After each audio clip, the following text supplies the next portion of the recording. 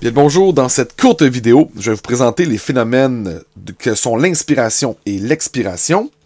Et les deux ensemble forment ce qu'on appelle la ventilation pulmonaire. Donc la ventilation pulmonaire, ou respiration, c'est le processus par lequel s'effectuent les échanges de gaz entre l'atmosphère et les alvéoles pulmonaires. Avant d'aller plus loin, je vous présente le schéma que j'ai tenté de dessiner. Donc voici la trachée. Voici une branche primaire ou principale. Dans ce cas-ci, c'est la branche principale gauche. Voici une branche secondaire gauche. Ça ici, c'est le poumon gauche. Et ce que vous avez en bas, je vais écrire son nom, c'est le diaphragme. Donc le diaphragme, c'est un muscle respiratoire qui est d'une importance capitale dans les phénomènes que sont l'inspiration et l'expiration. Veuillez noter également qu'il y a d'autres muscles autour de la cage thoracique, en fait plus précisément entre les côtes. On appelle ces muscles les muscles intercostaux, qui ont aussi leur importance au niveau de la respiration. Je ne les ai cependant pas illustrés sur mon schéma. Donc allons-y avec l'inspiration. L'inspiration, c'est un phénomène qui est actif. Qu'est-ce que ça signifie? Ça signifie que les muscles respiratoires, donc le diaphragme, et les muscles intercostaux vont se contracter. Donc, les muscles respiratoires se contractent. Qu'est-ce qui va se produire à ce moment-là? Le diaphragme, qui est un muscle en forme de dôme, qui sépare la cage thoracique, en fait la cavité thoracique de la cavité abdominale, va s'abaisser. Et les muscles intercostaux, eux, vont faire soulever la cage thoracique. Donc, si vous suivez bien les flèches, on remarque que le volume de la cage thoracique va augmenter. Donc, le volume de la cage thoracique augmente. Et on l'a vu, lorsqu'on a parlé des fluides compressibles, lorsque le volume du contenant augmente, la pression va diminuer.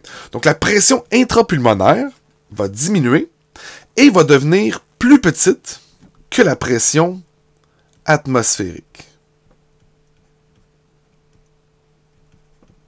Donc la pression atmosphérique, évidemment, qui est l'air ambiant, ce qu'on respire. Donc la pression atmosphérique devenue plus grande que la pression intrapulmonaire, l'air va entrer dans les poumons.